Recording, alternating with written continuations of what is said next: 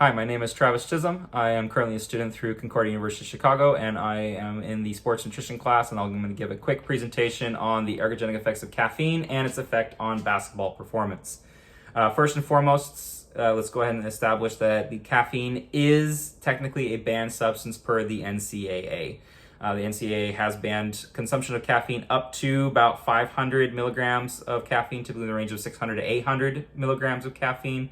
So as long as you're not consuming 6 to 8 cups of coffee 2 to 3 hours before your competition, you're going to be okay. Typically at lower thresholds is where we find most ergogenic effects. So what are some of these beneficial effects of caffeine on sport performance? Well, one thing we do know is that caffeine does improve calcium mobilization. That just means that the muscles that you have are able to produce more calcium. More calcium is available for those muscles to use, and which allows them to produce better, more efficient contractions. It also does have an effect on the central nervous system. It can suppress feelings of pain. It can improve things like mood, focus, and alertness, and other cognitive functions. One important side effect to note is that insomnia is a possibility, so the inability to fall asleep and the ability to remain asleep can be impaired with caffeine consumption. Recent studies on multiple basketball players who participated in studies where they were studying caffeine effect on basketball performance, the majority of them did experience things like insomnia. So that is important to note when it comes to caffeine consumption.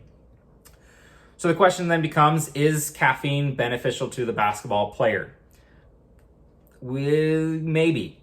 So there was a recent study done, there was a systematic review where they analyzed a bunch of different studies on caffeine consumption and basketball performance, and they compiled all the information, and here's kind of the results. One thing is that caffeine does not necessarily improve one's ability to shoot the basketball, to complete free throws, 2-point shots, and 3-point shots is not necessarily improved by caffeine. It is important to note that that shooting ability was not impaired because of caffeine.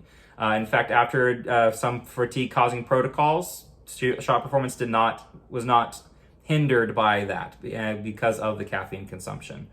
So while shooting ability does not necessarily improve, it's not necessarily harmed by caffeine consumption.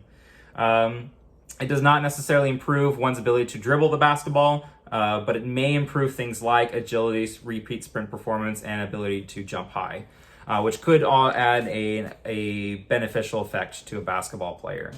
So while caffeine may not necessarily improve skill-based elements of the game of basketball, it may improve physical aspects of the game of basketball.